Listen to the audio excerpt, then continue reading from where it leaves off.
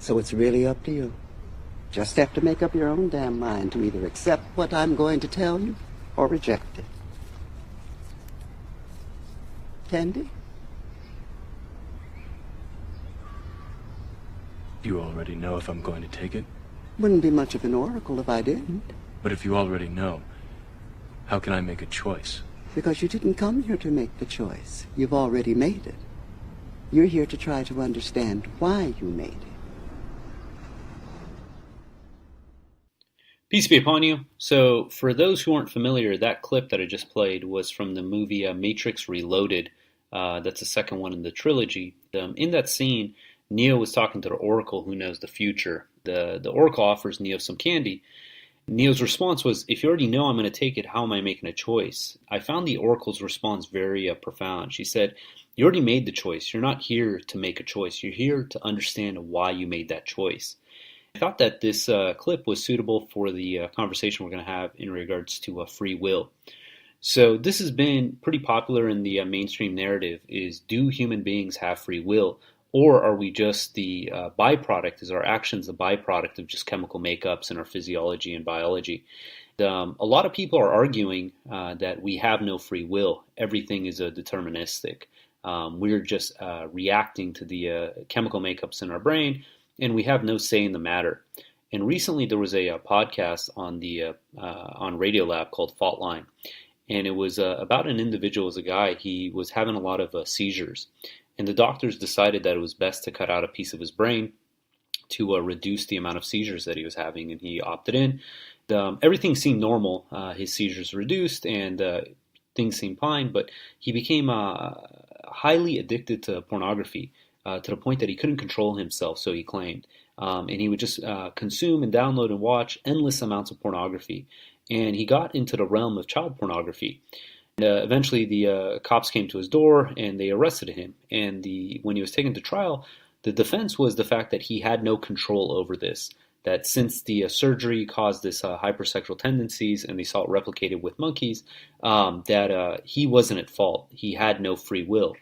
He was just acting out these impulses because that portion of his brain was missing. And I'll get back to what happened as far as the verdict, but it became very interesting. Do we have free will? And in the Quran, some of the characteristics of God is that he's all-knowing, he's omniscient, right? He knows everything that's going to happen, everything that's happened. God is outside of time and space.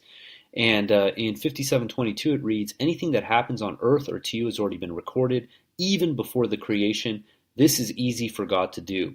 And in 16:1 it reads, God's command has already been issued and everything has already been written, so do not rush it. Be he glorified, the Most High, far above any idols they set up.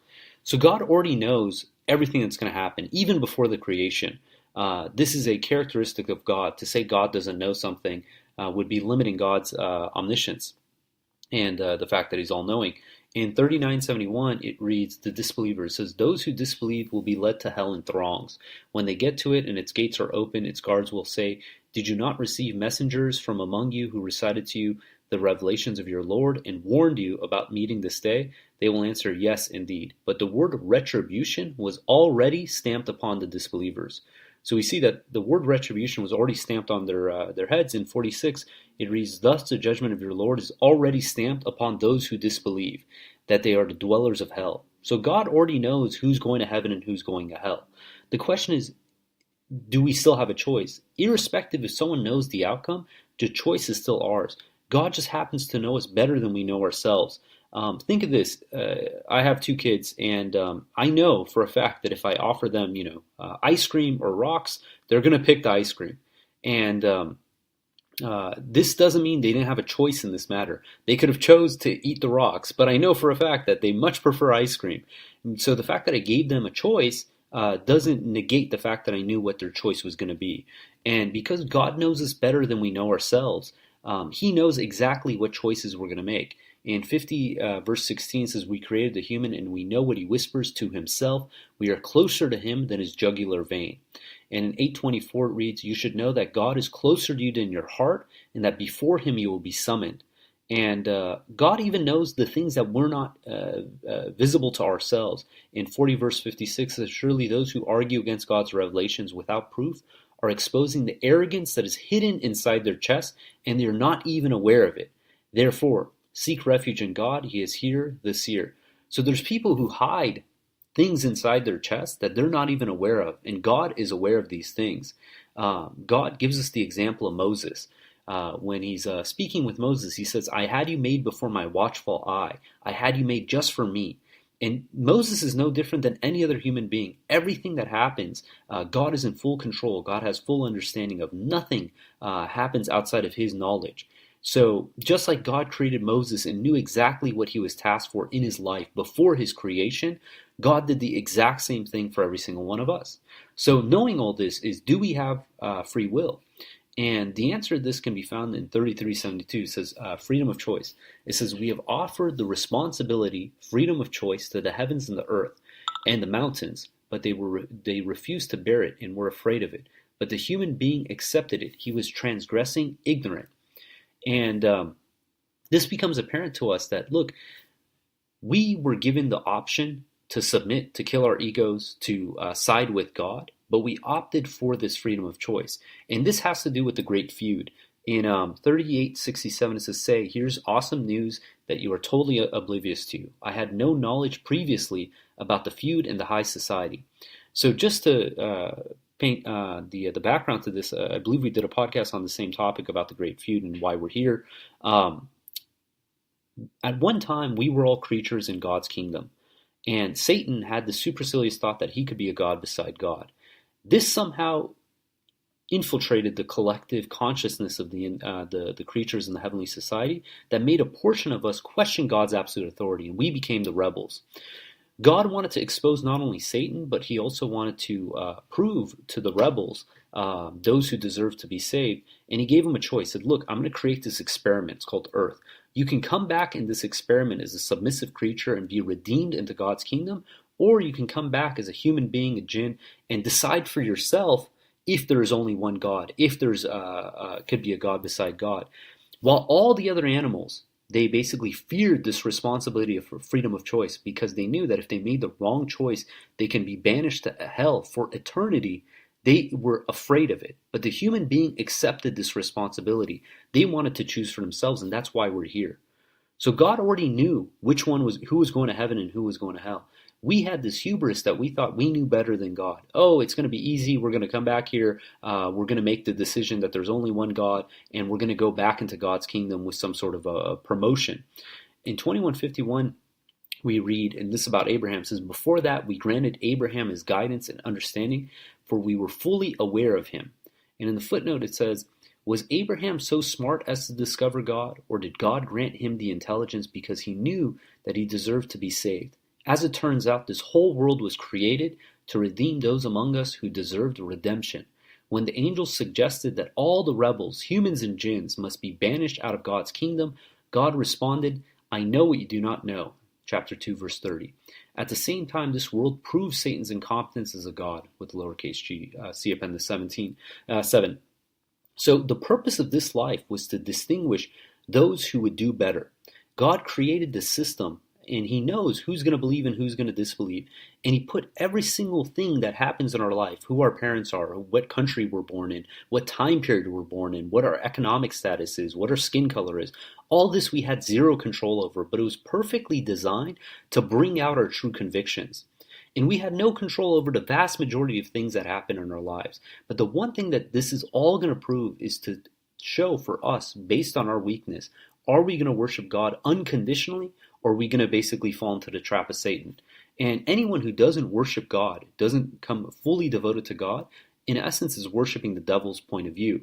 In 36:60 it reads, did I not covenant with you, O children of Adam, that you shall not worship the devil, that he is your most ardent enemy, and that you shall worship me alone? This is the right path. He has misled multitudes of you. Did you not possess any understanding? We're seeing that, okay, so we have this choice. We're here to understand why we made this choice. And it's interesting, in the verse we read, where it talks about the freedom of choice in 33:72, it says freedom of choice. It doesn't say free will. And the reason being is because so much things in our life have been, we had no say into. Again, who our parents are, what time period we're born in, what our economic status is, where we're born. All these factors we have zero control over. But God created these circumstances to show what choice we make. In 478 and 79, it reads, God is the doer of everything. It says, wherever you are, death will catch up with you, even if you live in formidable castles. When something good happens to them, they say, this is from God. And when something bad afflicts them, they blame you. Say, everything comes from God. Why do these people misunderstand almost everything? 479, subtitle says, nothing bad comes from God. Anything good that happens to you is from God. Anything bad that happens to you is from you. We have sent you as a messenger to the people, and God suffices as a witness. And we read in the footnotes, as bad things are consequences of our own deeds. Though God is the doer of everything, God created the fire to serve us, but you can decide to put your finger in it. We thus hurt ourselves. It is God's law that if you put your finger in the fire, it will hurt. So God tells us again in 42:30, it says, anything bad that happens to you is a consequence of your own deeds, and he overlooks many of your sins. 64:11, nothing happens to you except in accordance with God's will.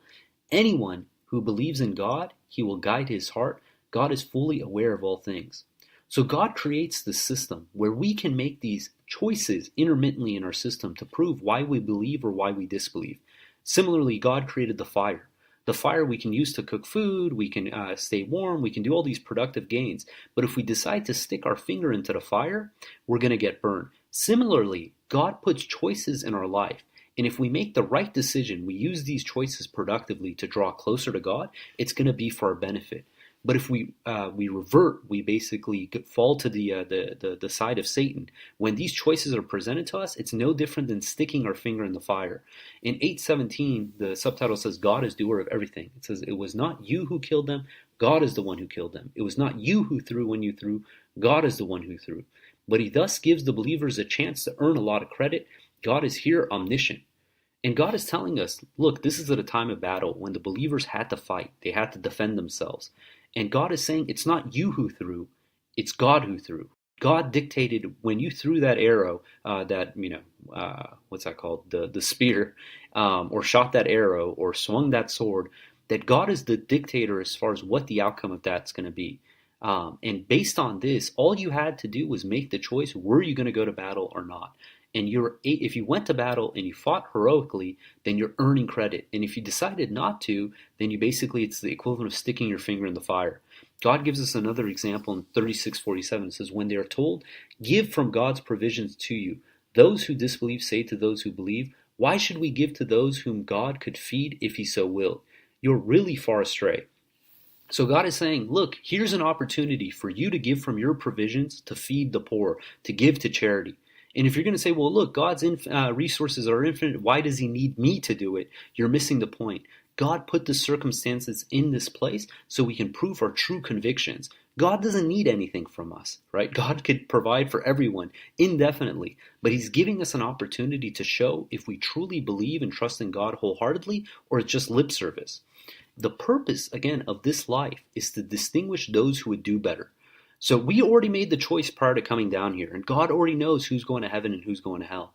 But he gives every single person a fair shot to know for themselves, to see for themselves why they made that choice. Imagine if God, at the time of the great feud, when Satan refused to bow down, God told all the rebels who questioned God's absolute authority that you're all going, these individuals are going to hell, these ones are going to heaven. We would think this is unjust, this is unfair. How would God know? Let me prove to God that I'm not going to go to heaven or hell. God respected that. He gave every single human being the opportunity to redeem themselves, the opportunity to prove for themselves why they deserve to go to heaven or hell. In 57:25, it reads, we sent our messengers supported by clear proofs, and we sent down to them the scripture and the law, that the people may uphold justice. And we sent down the iron, wherein there is strength, and many benefits for the people. All this in order for God to distinguish those who would support him and his messenger on faith. God is powerful, almighty. 67:2, it says, the one who created death and life for the purpose of distinguishing those among you who would do better. He is the Almighty, forgiving. In 29:2, it reads, the test is mandatory in the subtitle. The verse reads, do the people think that they will be left to say, we believe without being put to the test? We have tested those before them, for God must distinguish those who are truthful, and you must expose the liars. 47:31, we will certainly put you to the test in order to distinguish those among you who strive and steadfastly persevere. We must expose your true qualities. So God is telling us that, look, the purpose of this life is to expose our true qualities, to expose what is in our hearts. God already knows what decision we're going to make. This is strictly to show us why we made those decisions. So on the day of judgment, we can't object to the outcome because we know full well that we were given a lifelong chance. We had every opportunity to make these choices, and consistently we made either the right choice or the wrong choice. I'm going to end with one verse. This is in 39:7. It says, "Believe for your own good. If you disbelieve, God does not need anyone, but he dislikes to see his servants make the wrong decision. If you decide to be appreciative, he is pleased for you. No soul bears the sins of any other soul. Ultimately, to your Lord is your return. Then he will inform you of everything you had done. He is fully aware of the innermost thoughts." So again, God doesn't need our prayers. God doesn't need us to give to charity, to fight battles, any of this. God is doing this strictly to give us an opportunity to prove to ourselves why we deserve to be in God's kingdom or Satan's kingdom. If we're in God's kingdom, we worship God alone, we trust in God alone. He becomes our primary focus in our life. And if we opt for the alternative, then we're in the camp of Satan. God willing, we're going to stop there. If you guys got comments or questions, hit us up at QuranTalk@gmail.com. And until next time, peace and God bless. I almost forgot to tell you what happened to the individual who had a portion of his brain removed and became addicted to pornography. So for those who don't want spoilers, you can go and listen to the full podcast at Radiolab, and it's entitled Fault Lines. So I'm going to say what happens now. So the judge could have gave him a 5-year prison sentence, but instead he opted to give him a 2-year prison sentence and 25 months of house arrest. And the smoking gun in this debate was the fact that while his home computer was filled with pornography, his work computer was completely clean of any, meaning that he had the self-control not to indulge in this behavior in a place where he felt like he could be caught. And even though the defense said he had no self-control and, monkeys who have the same portion of their brain removed have the same tendency, this showed that he did have some self-control. He realized that if there was repercussions, he'd refrain from the behavior. And if the judge didn't sentence him to any prison time, any basically deterrent for his behavior, the likeliness of him continuing that path would be a lot higher. So in all honesty, it was probably a blessing for this guy. Curious how he's doing now, but sure at some point Radiolab will do a follow-up. Until next time, peace and God bless. Because you didn't come here to make the choice. You've already made it. You're here to try to understand why you made it.